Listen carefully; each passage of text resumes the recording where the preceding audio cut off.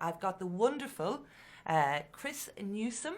And Chris, you are a micro... Well, my original expertise, if you like, training was cancer research. Right. So it was looking at, I was developing drugs to kill cancer cells, and on the other side of the coin was to develop agents that stop cells dying. So looking at cardiovascular problems, this sort of thing. So I've got an expertise, if you want to call it that, in molecular biology. And so it was from then that I became interested in this sort of thing from a therapeutic point of view. Right. And I can come on to that a bit later, because there is a therapeutic side, but not necessarily of the 5G. Yes, of the 5G but of electromagnetic radiation. There are studies, and in fact I'm involved. I say I'm involved. I helped set up a system, I built a system that's running in a local clinic, because one of my other hats is looking at Lyme disease. Oh right, that's interesting. Yes. And the clinic in Beverley is treating people with Lyme disease, and each week people come along and get treated by a system that actually exposes them to a magnetic field. It's a low frequency field. Frequency healing. But we don't know the mechanism by which it works, but it does, from the hundreds of people, I don't know, maybe even thousands now that have been to the clinic over the last 10 years, somehow the electromagnetic radiation actually interacts with some system either in the body or in an organism that might be infecting people. So there is a good side, but when we took 5G, or even, let's say 1, 2, 3, 4, 5G, 1G was the analog, the 4G was the one that got us really into the internet and smartphones, this sort of thing. And 4G carried an awful lot more data in order to do that. And it's the data, it's not so much the frequency. And the frequencies have changed quite a bit. The 1G, I've got a listing here of all the frequencies, and it's not necessarily just gone up in frequency. They've used frequencies below the gigahertz spectrum, so in the megahertz, and then they've gone up into the gigahertz spectrum. But it's the data that those frequencies or waves, electromagnetic waves, carry, that is causing the biological effects, that I think is the thing we need to focus on. Right. I think you're absolutely right, and I think it's to try and simplify it for humanity and for all of the really great people of Hull. Now, what I was struck by, I've gone to a few 5G meetings, and what really impressed me was the diversity and the multiple talents of the people within that group. I was very, very impressed, and also by people's willingness to listen to everyone's perspective and point of view. But everybody that was there because they cared. And that's the bottom line. And if people care so deeply and they have that gut feeling, I think that suggests that we need to take action. And that's why I want to really push this out here on Scratch the Surface. Yeah. So, Chris, we're going to get you going out live on Facebook, because we think that's very important, because we want everyone to see and recognise what you're doing and how you're helping us understand what's happening on a cellular level. Yeah.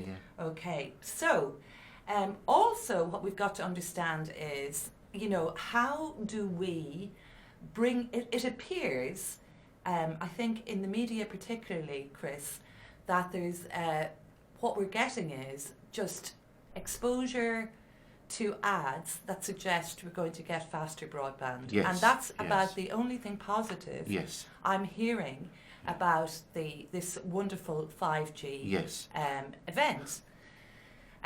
But they've had a few events here in Hull, and we are talking about the Internet of Things. That really frightens me to death. Not frightens me to death, but I'm not happy about what's happening. It's like it's pervasive, it's insidious. It's the not knowing. Yes. This is the problem. Yeah. 5G the difference really between 5G and what's gone before is data rates, is the amount of data that these signals will carry. So at the moment we're talking with 4G, we're getting into these gigabits per second, but we're talking sort of a gigabit per second maximum. That's the very maximum data transfer. It's fast. I mean, Yes. you can download. It's always given as how quickly you can download a film on your phone. I mean, I'm not particularly interested in watching a film on a phone, but maybe some people are. But you're talking minutes. You're talking quite a lot of minutes at 4G. With 5G, you'll be talking seconds. Okay, great. Wow. Yeah, exactly. Yeah, and so it's very much faster downloads. It means the connectivity between everything. I mean, everything is going to have its sort of unique marker on the web, and this is the Internet of things, the Internet of everything. So everything you can imagine, is going to have some kind of chip in it, and these chips are going to be very, very low power. So we're not going to be exposing ourselves to an awful lot of radiation in terms of power level. I'll come on to the terms of power level and whatever in a moment. But it's still got to go to a mast somewhere. Yes. And this is the thing. So then that mast will be transmitting a signal to some kind of, I don't know, maybe it's a repeater system, so one mast will pass it on to another, this sort of thing. But I mean, you'll see around you a number of masts springing up. I mean, there's one just down the road here, and I always go along with my EMF detector and just go whenever I'm driving, just see what there is around. Can you hold up your Yes, EMF of course. detector Yes. for everyone to see there? I mean, this one is very basic. It's by a company called EMF Fields, and it's called the Acousticom 2. And if you can see it on there, it's flashing away. When it goes into the amber, it's in a region that's meant to, for some people, and it may be all of us. I think we're probably all on the spectrum in terms of sensitivity. We won't know. Yes. This is the thing, because we're all surrounded by the stuff. We're guinea pigs. We're guinea pigs, and Yes. the problem is that we can't see it. And so if you can't see it, it can't hurt you. Well, no, that's not right. Anyway, just going back to this quickly. It's flashing away. It's actually going up to 1 volt per meter. Now, 1 volt per meter is what... volts per meter is what you measure electric fields in. And when we came in, I was just saying about the power cables around the wall. This meter doesn't measure what's going on in the power cables. What it measures is the ambient electricity in the atmosphere, if you like, but high frequency. This one is from 200 megahertz to 8 gigahertz, so it covers all that we're being hit with at the moment. So in this room, we're up at 1 volt per meter, which is actually quite high. Yes. So you're working in an environment that if you were really electrosensitivity, it would make you ill. Yes. Now, you say, well, why aren't we all? Well, why don't we all get arthritis? I mean, I've just used that as an example because I have arthritis. We don't all get it. This is the human condition. Some of us get these things, some don't. It's complicated. It's because we're all unique, I think. We're all unique. Yes. So there are some people that are made quite ill by the ambient environment. But 5G, just going back to what 5G is, it's being rolled out to increase the amount of data that's trafficked throughout the country, throughout the world. I mean, they call it, big data. It's like the new oil, big oil sort of thing. There's such a lobby behind big data. It's what's driving a lot of the politics in this country. It's around technology. Absolutely. Really. And there's a huge push to get this technology out. We're hearing that you can put in a complaint about a mast going up. It will be ignored. Yes. It will be completely ignored. It doesn't work, those sort of complaints, unfortunately. In the States, they've even got legislation against it, which is extraordinary.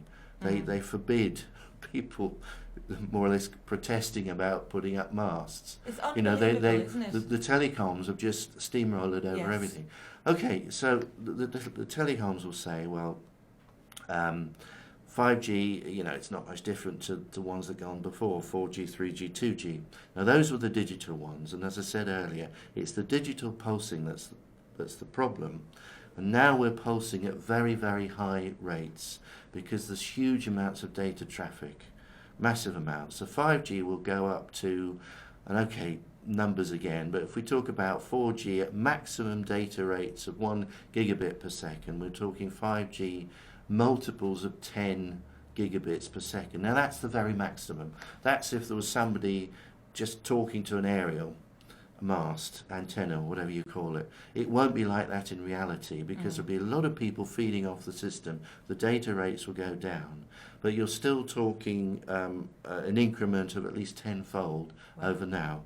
Yeah. That will mean that it will usher in the likes of driverless cars because you're going to need fairly high data rates for this sort of thing. The other thing that will happen is that they're going to roll out, in this country, they're going to roll out 5G at sort of 3 frequency ranges. There'll be a sub-gigahertz range which will be used to penetrate buildings because the lower the frequencies, the higher the penetration through bricks and mortar and us. As you go up into the gigahertz range, the penetration goes down, so the signal strength is attenuated. And it's attenuated in the body as well, so the penetration into the body will be reduced as the frequency goes up. There's another range, so the low range is going to be used for high penetration. The next range will be up to about 6 to 8 gigahertz, something like that. That will be used for external environments. It will carry very high data rates, or carry large amounts of data, let's say.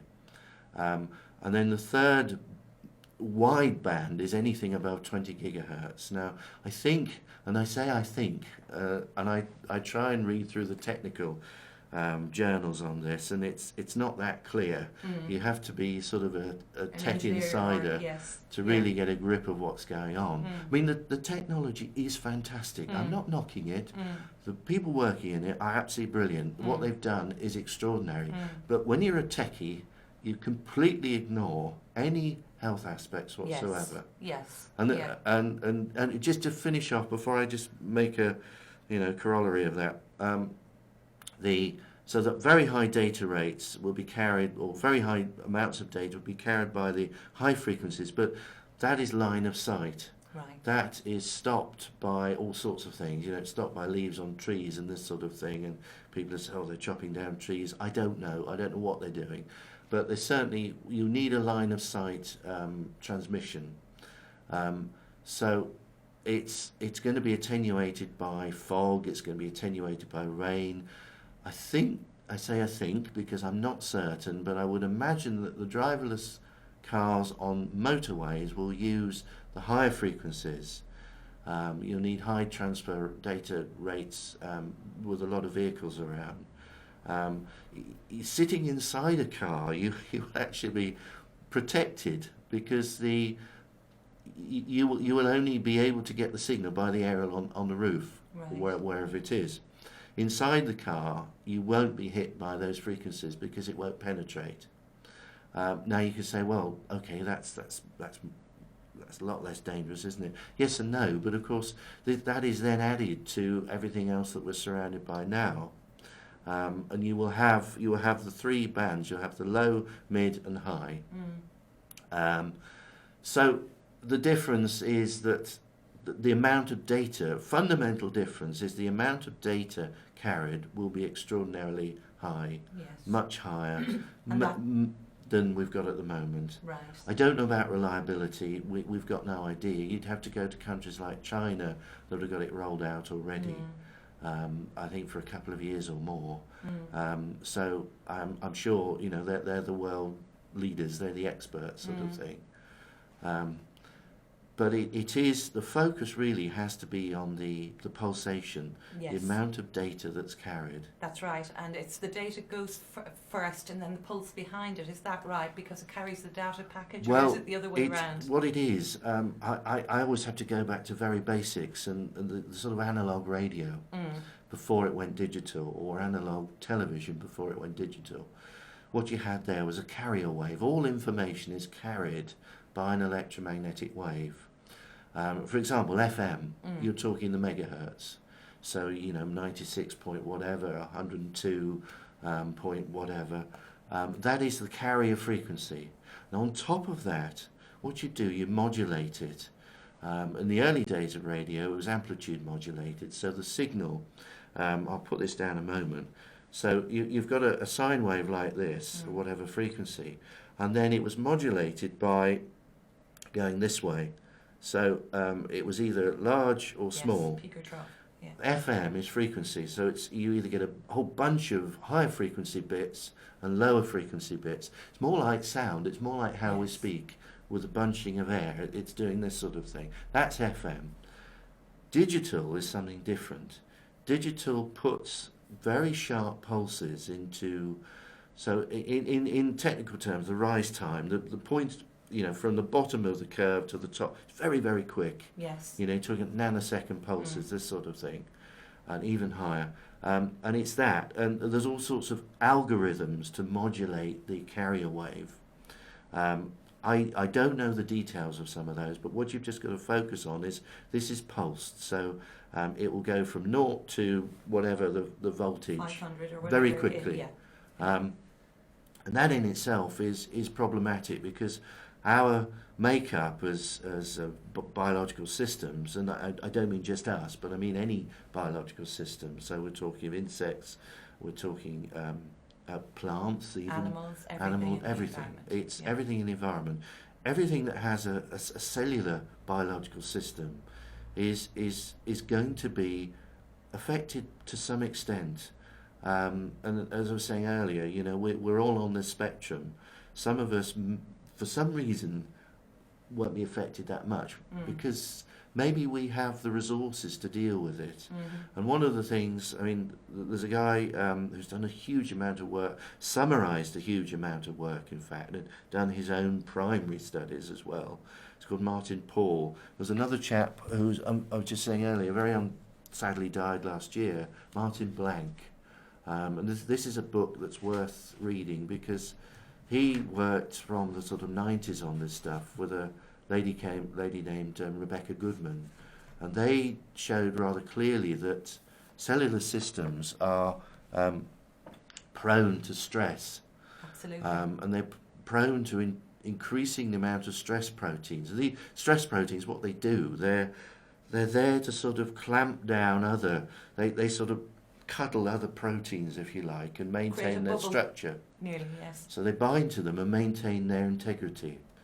And that's fine in the short term. That's what it's designed for. Problem is, in the long term, I just dipping back to the therapy, electromagnetic radiation.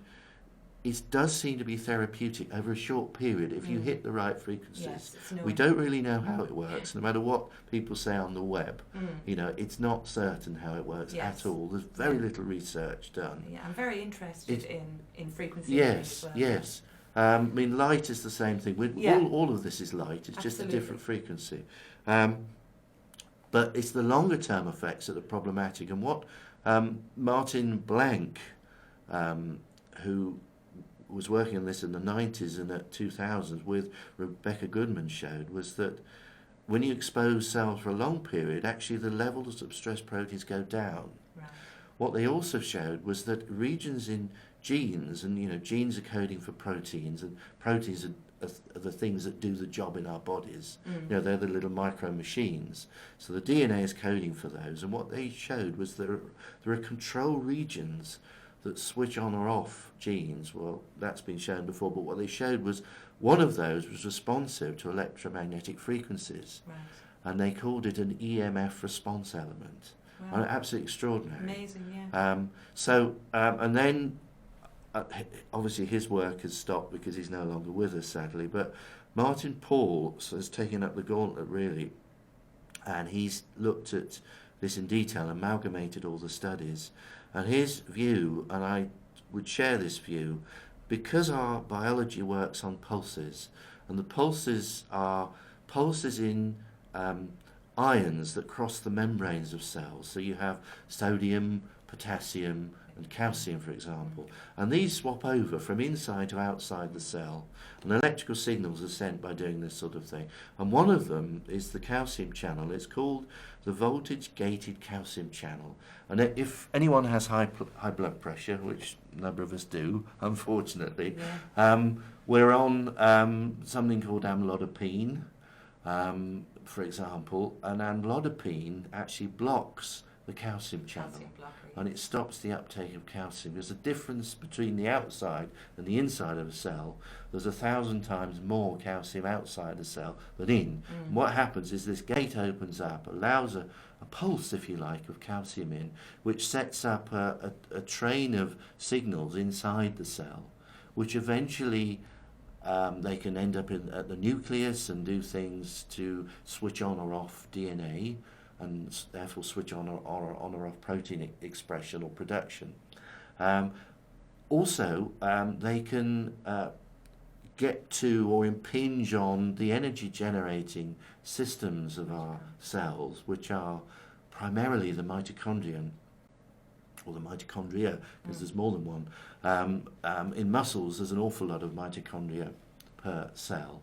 And it would seem that this calcium process is fundamental there. And one of the things that can happen is that you get a burst of oxidants.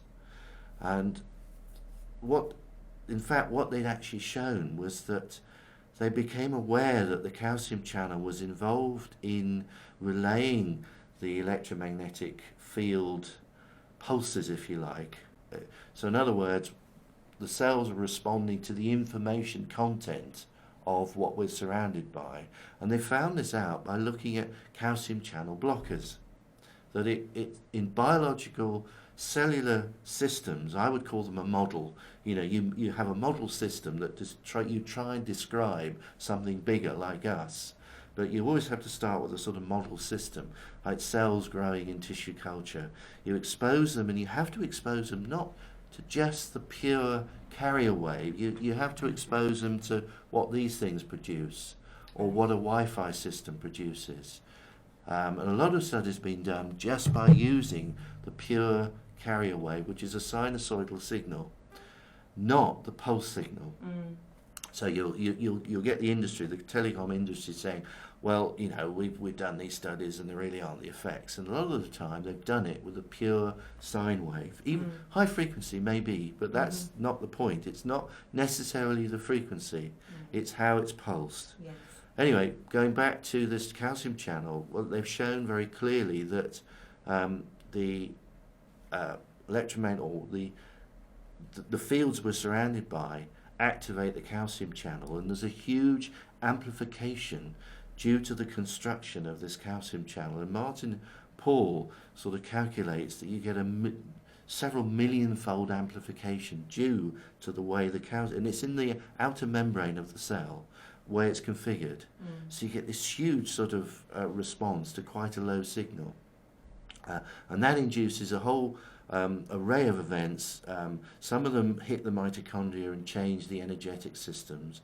But if you do that, what you can also do, mitochondria are not just the powerhouses for our cells. They're a source of what's called, I call them free radicals, oxidants, damaging molecules that are just a byproduct of metabolism.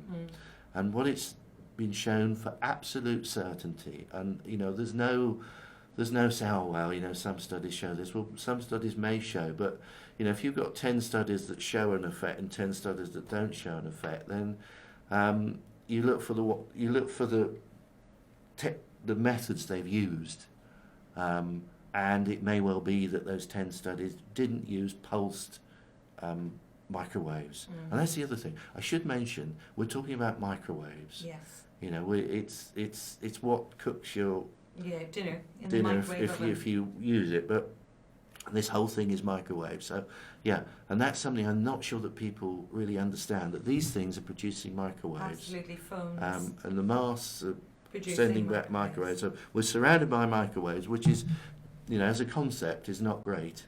Anyway, going back to the cells. So you've got this calcium channel opening in response to signals from this. You get oxidants formed. And one thing that I'm absolutely shocked about, I was reading through a cancer research, Cancer UK. Mm-hmm. I used to, get some money from them to do cancer research.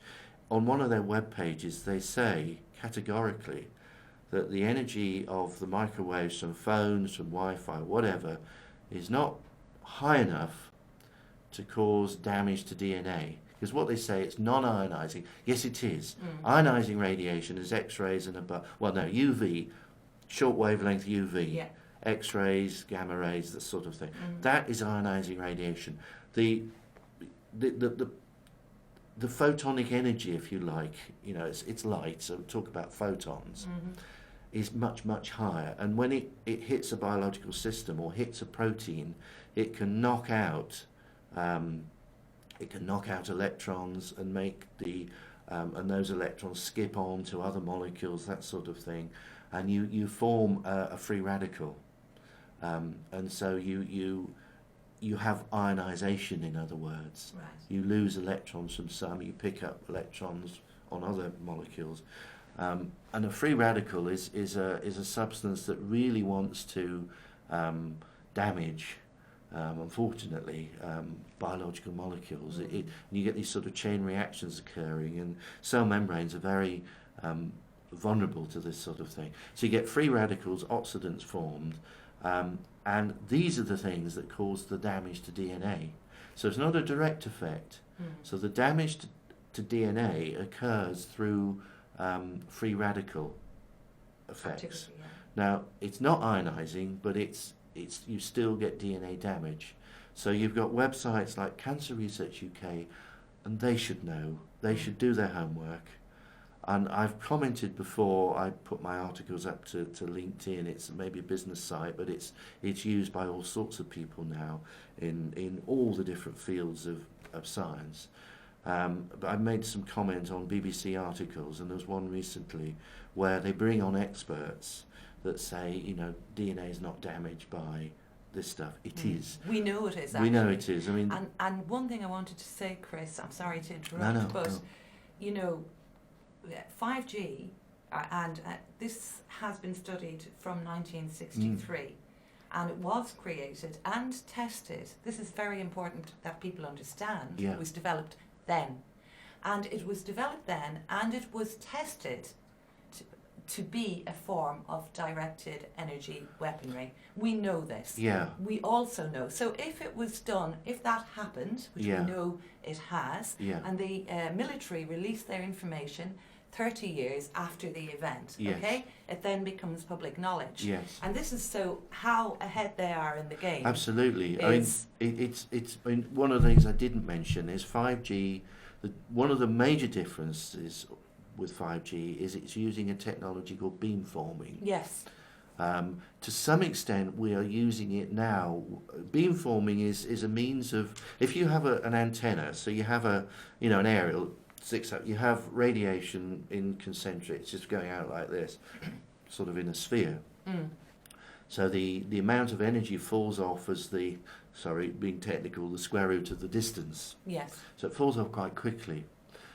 So you mean the losses are very, very large. So, those aerials down the road, they may be, 50 watts as a transmitter.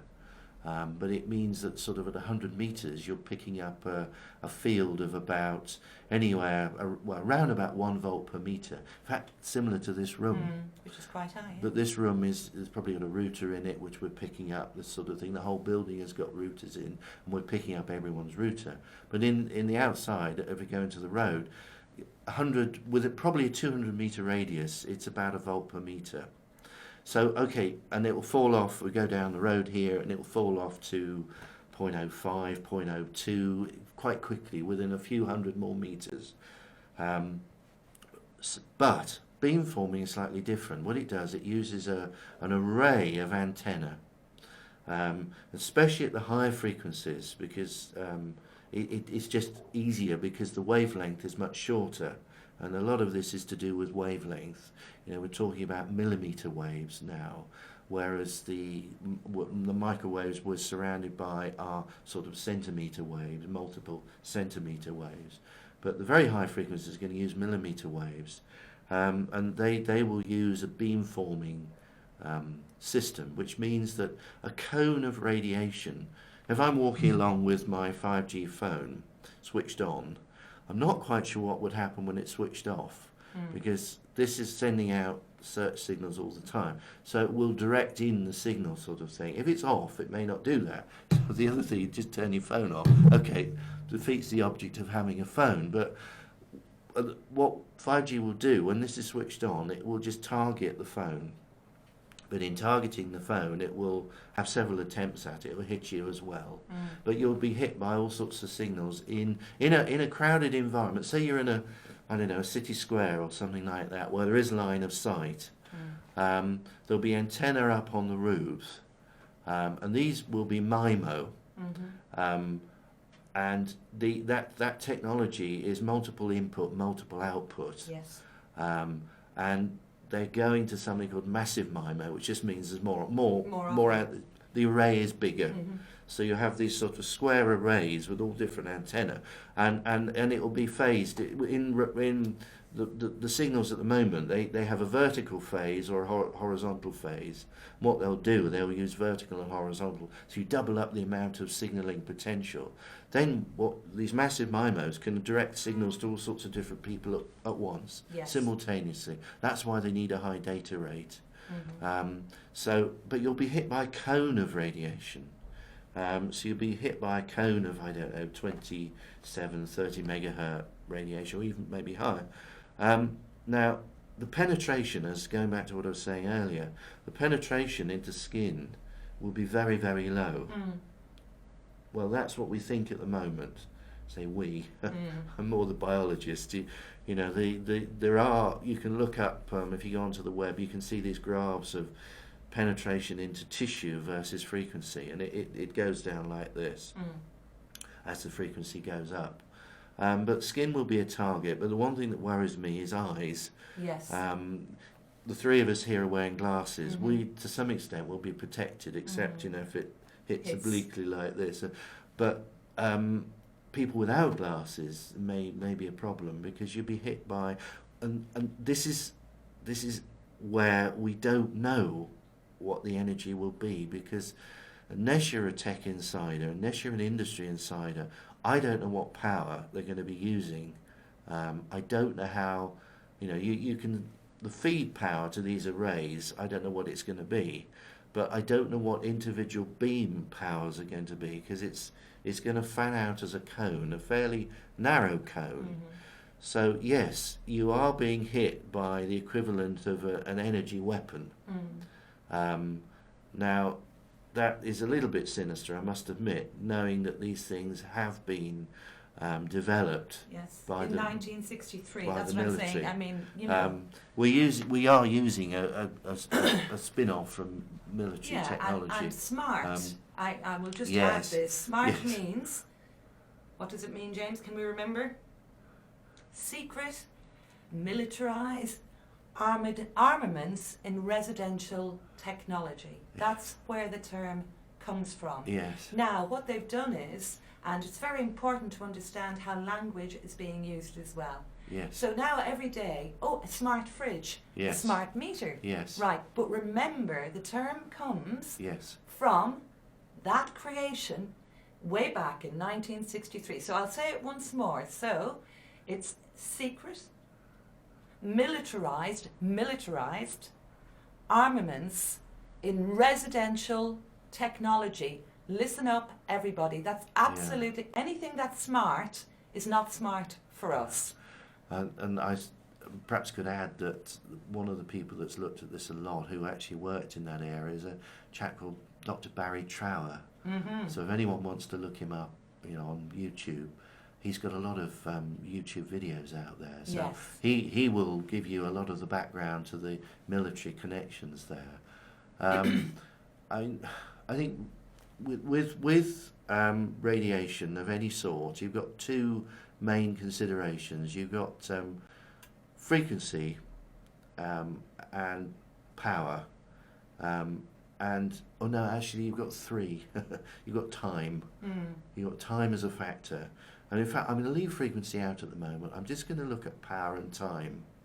Going back to therapeutic effects, time is a big factor there. If you expose people too long, it actually makes them worse. And it can be actually quite dangerous. So you have to make sure that you only pulse people for sort of 5-10 minutes, whatever, and that's it. Rest of the day off. But the problem now is, as I say, we're immersed in it. And people, by and large, don't realise, because they can't see it. Yes.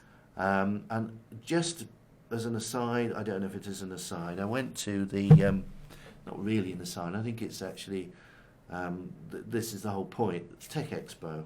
Oh, yes. This was held in Hull a few weeks ago, well, a month ago. And I went to the session on the Monday where Connexin gave a talk on the power of data. Now, it was the first session was given by the CEO of Connexin, and it was, for me, it was incredibly ironic because they were talking about pollution, and so they're talking about using sensors to measure pollution throughout the city. But I think one of the things that they completely missed the point on is that this is a form of pollution. What we're exposed to now is pollution. And it's a pollution we cannot control as individuals because the industry has control over how much they pollute the environment. So it's all very well talking about pollution in terms of particulates, but here we have, and I'm not trying to knock Connexin, because they're actually powered up by something even bigger, Cisco. Right. But they were talking about pollution and completely ignoring the fact that what they're planning in the city is to make Hull a smart city and pollute it with far more electromagnetic radiation. Now, initially it may not be more because the systems they're going to use are quite low powered. They're going to put sensors everywhere. I suspect you'll have a sensor on your dustbin at some point to see if it's full or if it's not been put out, or you'll be able to track where these things are. But they're very low power. We've already got smart meters. They're not low power. They send off trains of data. Now these smart meters, they have to send them to an antenna somewhere. I'm not quite sure where it is, but they're not that low powered. With this sort of thing, you've got the two things. You've got the time and you've got the power. Smart will have a lot of low powered stuff, but it's on all the time. So we may not initially be surrounded by too much more radiation. We may not notice it. If we switch our meters on, we may not notice it that much. But what will be happening is that the data transfer rates will be higher. So we're exposed to a similar power level, but with a lot more data. Right. And the other thing is, you've got a huge number of antenna. So we're not just relying on antenna a mile away. You've got an antenna a few hundred meters away, probably. Right. And then there is this talk, of putting on the lamppost. And this is what really got me into looking at 5G again, because I went outside and looked on the lamppost, and we've got these little devices on the top, and said, well, okay, it's just light sensors, so they turn on, or it's just very low power Wi-Fi. I think it is, but I think there is the possibility of retrofitting these. Yes, there is. And so you can then put a proper antenna in by taking out whatever the thing is there. If it's a light sensor, which I'm sure it is at the moment, it just undoes it. You put another system in. So these will work by a sort of relay passing on data from one to the other to a central collection point. But it's fairly low power at the moment, but we are infused by this stuff. So we have, if we could see it, it would be a fog in certain places. There would be a complete fog of this radiation. If it was light, Right. it would be shining everywhere. And this is something that people don't realise. If you can't see it, it can't harm you. No, that's not true.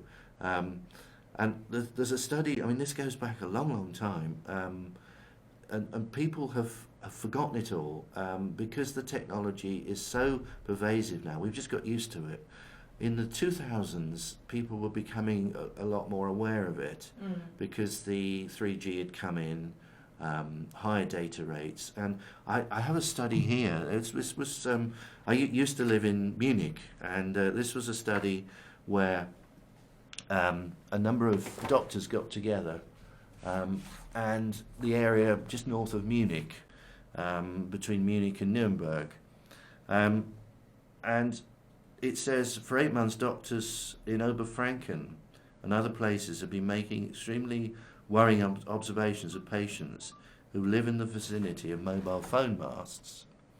After initial suspicions at various locations, and they say many people have become ill with a characteristic combination of symptoms, which is new to us doctors, at exposure levels far below the guideline limits, which apply only to thermal effects. I should actually say at this point that we go by regulations set by the International Commission for Non-Ionising Radiation.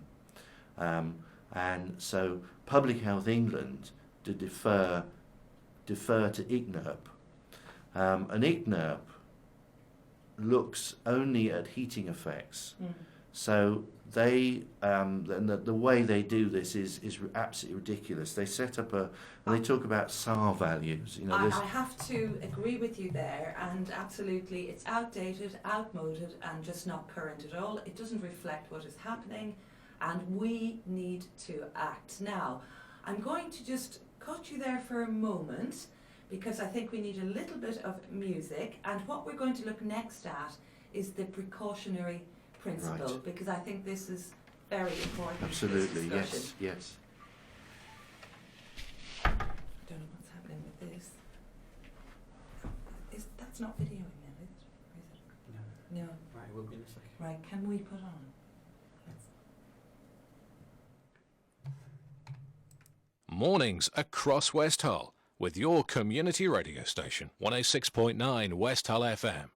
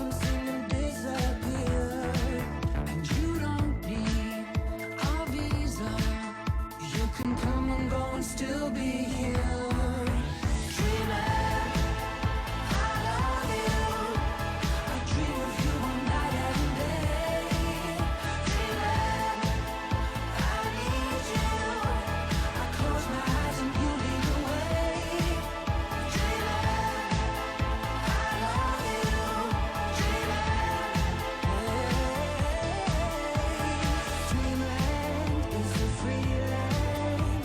Kiss me, hold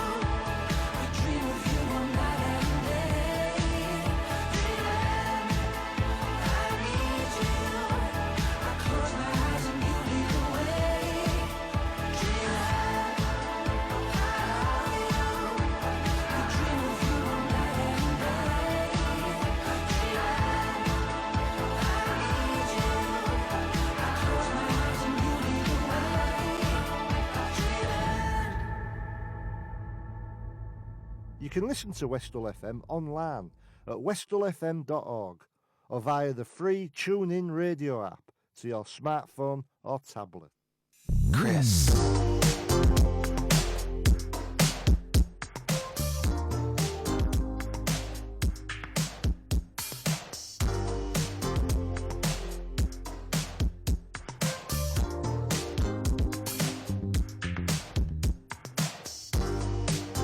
I'm running a freak, but picking second.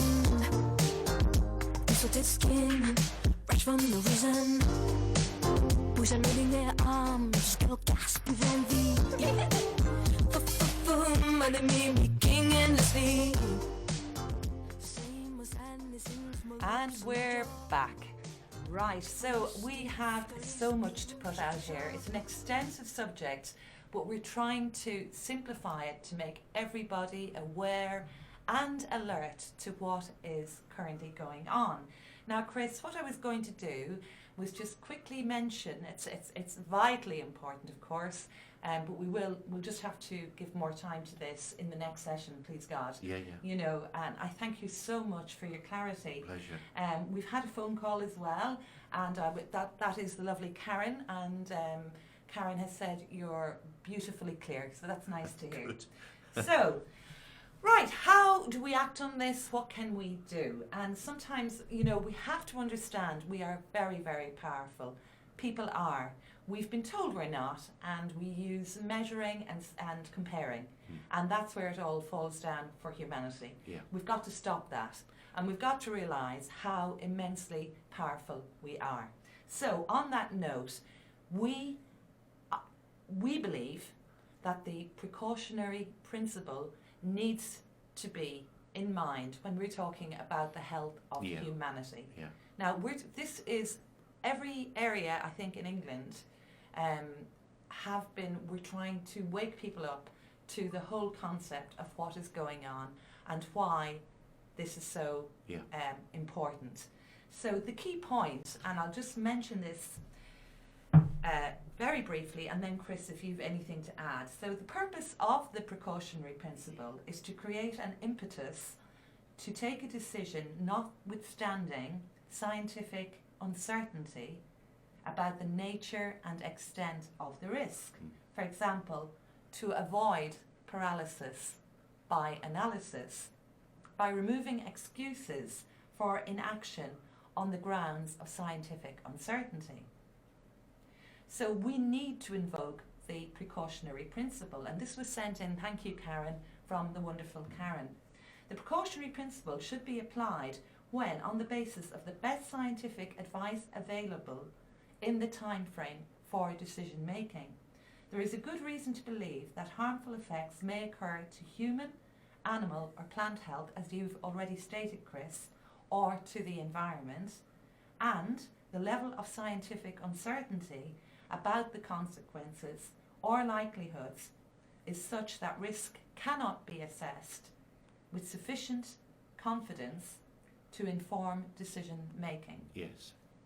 Such criteria are inevitably judgmental. We know this. Nevertheless, good reason to believe that harmful effects may occur could be demonstrated by empirical evidence. We have enough evidence. Yes. But the money is choosing to ignore this.